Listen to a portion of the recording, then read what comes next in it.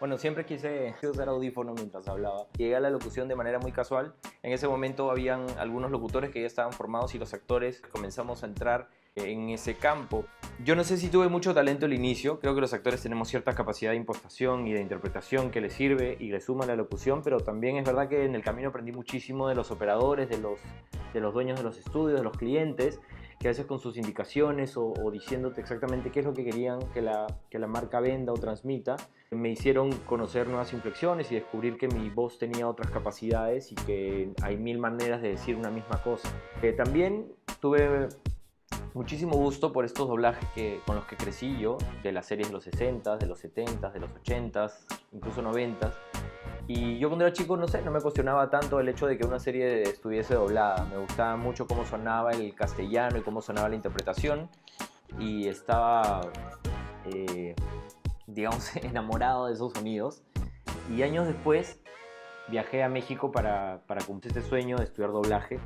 Tuve la suerte de estar con dos grandes maestros, con Humberto Vélez, la voz de Homero Simpson, y también con Esteban Siller, que hacía la voz de Gargamel, de los dibujos de los años 80. Y estos maestros transmitían su experiencia a través de su propia técnica, su propio conocimiento y su propia manera de llegar a la verdad del texto de esa manera que ellos tenían, ¿no? Y en verdad en el camino hubieron varias cosas gratificantes, también algunas muy frustrantes, porque es difícil trabajar el acento, trabajar la pronunciación, trabajar la dicción, la articulación, que es distinta de los limeños para los mexicanos. Y también porque hay que ser muy rápido y hay varias cosas técnicas de interpretación y de captar rápido, de coincidir con el movimiento de la boca y de interpretar, ¿no? Y de poder hacer una película no estando en el set de grabación, sino simplemente asimilando un poco lo que te da el actor original para tú poder transmitirlo a través de la voz. Los maestros me decían que cuando regrese esta técnica me iba a ayudar a ser mejor actor.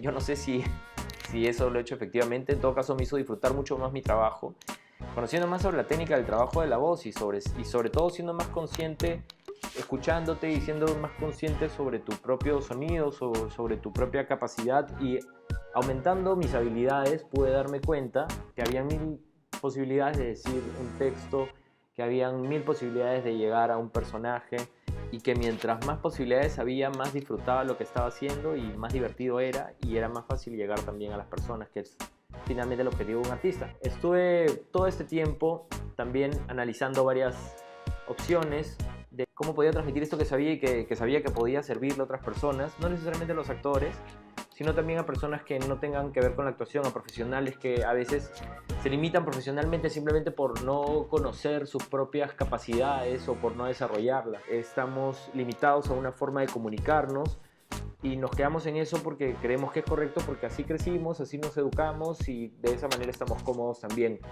A veces hay que ser un poco más conscientes de ciertas cosas que hacemos para poder, a partir de esa conciencia, encontrar los puntos débiles y convertirlos en puntos fuertes.